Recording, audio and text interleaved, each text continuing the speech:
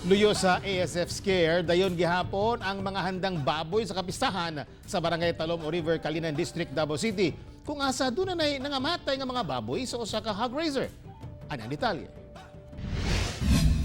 Kay pista man sa barangay Talumo River karon, syempre dili mawala ang mga handa ug nag-una diha ang lechon ug mga putahe sa karning baboy. Luyo sa kahadlok sa African swine fever, gipaniguro nilang ang ilang mga gipangihaw, walay sakit kay ilaha kining mga binuhing baboy. Oh, diri na daan kay bawal naman mo balhin og lain barangay mga baboy pagawas-gawas ug sulod dili na pwede.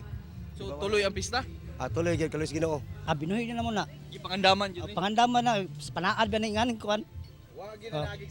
Wala maging sakit na okay kayo. So tuloy ang pista luyo sa mga ASF nga scare. Tuloy kayo.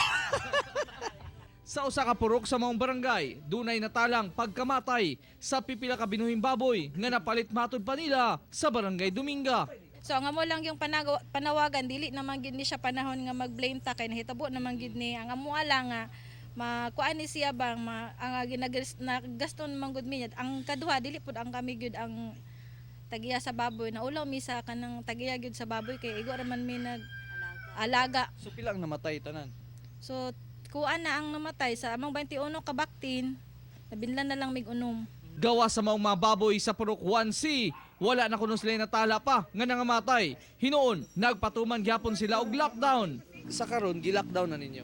Yes sir, actually kami 7 kilometers radius pa jud mi, so layo-layo pa siya, pero syempre mangutana pud ta na kaniman gud Talumo River agianan gyud siya halos sa tanang barangay. Panawagan sa namatayan og baboy nga unta matabangan usab sila sama sa mga hog raiser sa barangay Dominga ug Lamanan nga natagan og ayuda sa lokal nga panggamhanan.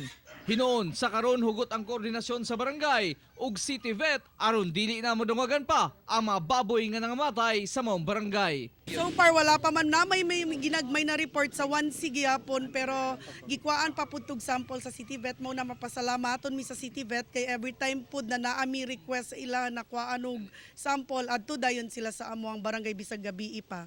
Kauban si Melchor Awing sa kamera, ako si Real Soroche para sa One Mindanao.